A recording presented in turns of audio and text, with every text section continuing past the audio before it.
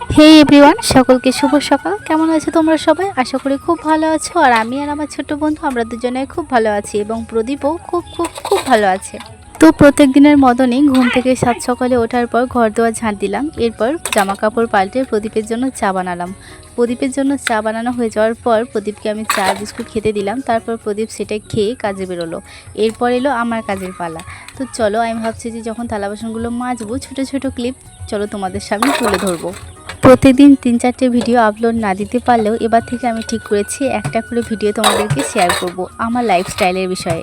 প্রত্যেকদিন 3-4টে করে ভিডিও আমি আপলোড দিতে পারবো না, এই কারণ একটাই, আমার ছোট্ট বন্ধু আমাকে প্রচণ্ড পরিমাণে বিরক্ত করে, প্রচণ্ড কান্নাকাটি করে, একা একা থাকতেই চায় না, খেলতেই চায় না।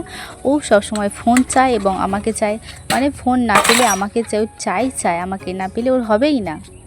তো চলো তোমাদেরকে আমার এই ছোট্ট ছোট্ট কাজের ভিডিওর মাধ্যমে আমার একটি গল্প শেয়ার করি। দুটো মানুষ যখন পাগলের মতো একে অপরকে ভালোবাসে তখন মনে হয় পুরো পৃথিবীটাই বুঝি তাদের।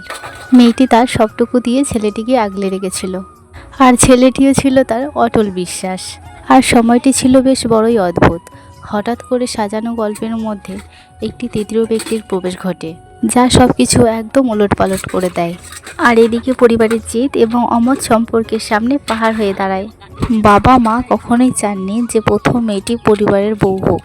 শেষমেশ পরিস্থিতি এবং তৃতীয় ব্যক্তির চাপে সেই গভীর ভালোবাসা হার মেনে যায়। পরিস্থিতির চাপে আজ তার আলাদা, কিন্তু একজনের মনে এখনও সেই ক্ষত রয়ে গেছে। আজও সেই ছেলেটি তার জীবনে আসা প্রথম নারীকে এখনও ভুলতে পারেনি। কারণ কিছু গল্প পূর্ণতা পাওয়ার আগে শেষ হয়ে যায়, ঠিক যেমন আমার সাথে ঘটেছিল। তো আমার এই বলা কথাগুলো যদি কারোর খারাপ লেগে থাকে আমাকে অবশ্যই ক্ষমা করে দিও, কারণ আমি তোমাদের ছোট বোনের মতো। আমার কথাগুলো একদম তোমরা গায়ে মেখে নেবে না, কারণ এই কথাগুলো আমি কাউকে ইঙ্গিত করে বলিনি, কারণ কথাগুলো কিংবা গল্পটা সম্পূর্ণ আমাকে নিয়ে আমার সাজানো। তো আমাকে যদি ভুল হয় আমাকে অবশ্যই ক্ষমা করে দিও। তো দেখো, আমি তোমাদের সাথে গল্প করতে করতে আমার বাসন মাজা হয়ে গেছে। আর এদিকে দেখো আমি শানটাকে ধুয়ে নিচ্ছি, কেননা আমাদের জামা কাপড় মানে প্রদীপের জামা কাপড়গুলো কেচে দিতে হবে, কারণ গতকাল প্রচণ্ড পরিমাণে আমাদের এদিকে বৃষ্টি পড়েছিল, কাচাকুচি করতে পারিনি। তো কাজের জামা প্যান্টগুলো, তারপর আমার ছোট্ট বন্ধুর কাঁথাগুলো কাচতে হবে। আসলে কি বলো তো, জামা কাপড়গুলো কাঁচা থাকলে, পরিষ্কার থাকলে মনটাও বেশ ভালো লাগে যে না, কাছে জামা কাপড় আছে, ও কাজে যেতে পারবে, কোনো নোংরা জামা কাপড় পরে কাজে যেতে হবে না। তো সামনেই তো পয়লা বৈশাখ, কাদের কাদের কটা করে জামা হলো আমাকে অবশ্যই কমেন্টে জানিও।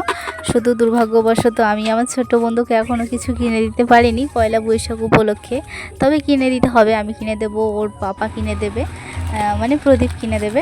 আর তোমরা আমার ভিডিও কে কোথা থেকে দেখছো অবশ্যই আমাকে কমেন্টে জানাবে, ঠিক আছে? কমেন্টে জানাতে আমাকে কিন্তু একদম ভুলবে না।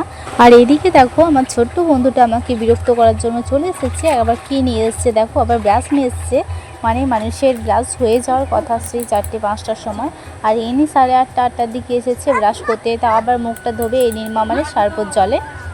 তো এই জামা কাপড়গুলো আমি এই গামলার মধ্যে সার্ফের জলের মধ্যে ডুবিয়ে রাখবো 1.5-2 ঘন্টা মতো, যাতে ভালো করে এগুলো নরম হয়ে এবার নোংরাগুলোকে ছেড়ে যায় সহজেই।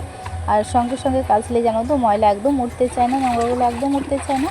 তার জন্য এখানে আমি 1-1.5 ঘন্টা ওয়েট করব। এখন আমি 1-1.5 ঘন্টার জন্য অপেক্ষা করব এটাকে কখন নোংরাগুলো ভালোভাবে বের হবে। তো 1-1.5 ঘন্টা হয়ে গেছে, ভালোভাবে দেখতে পাচ্ছি তখন কীরকম ছিল আর এখন কীরকম। আর দেখো এখন আমি কাচতে লেগেছি, তাড়াতাড়ি কাচবো কি, আমার বন্ধু এদিকে আমাকে সর্বক্ষণ ডাকছে। তো জীবনে প্রথমবার এত লম্বা ভিডিও, এত লং ভিডিও আমি তোমাদের সামনে তুলে ধরছি। জানি না কীরকম হবে, তো ভুল ত্রুটি হলে আমাকে ক্ষমা করে দিও তোমাদের নিজের বোনের মতো ভেবে, ঠিক আছে? আর এদিকে আমি তাড়াতাড়ি কাজ করার চেষ্টা করছি, যাতে করে একটু আমি তাড়াতাড়ি ফ্রি হয়ে গেলে আমি আমার ছোট্ট বন্ধুকে কিছু করে খাওয়াতে পারি, যেমন সবজি, সিমুই, এই আর কি। যেহেতু ও সাত সকালে এগুলো খেতে খুব প্রচণ্ড ভালোবাসে, তাই আমি বলছি তাড়াতাড়ি কখন কাজগুলো গোটাবো, কখন আমার কাজগুলো হয়ে যাওয়ার পর আমি আমার ছেলেটাকে একটু এটা ওটা বানিয়ে খাওয়াতে পারবো। তো ওটার জন্য আমি খুব তাড়াতাড়ি কাচতে লেগেছি। তো যেমন তেমন করে কেচে নিলাম, তারপর ধুয়ে রোদে দিলাম। আর এই দেখো আমার ছোট্ট বন্ধু কি বলছে, টাটা টাটা, ভালো করে টাটা। আচ্ছা ঝগড়া করে দাও, কেমন ঝগড়া করতে হয়, হ্যাঁ? আচ্ছা ঠিক আছে, একটা হামি দিয়ে দাও, একটা হামি দিয়ে দাও। আর একটা দিয়ে দাও।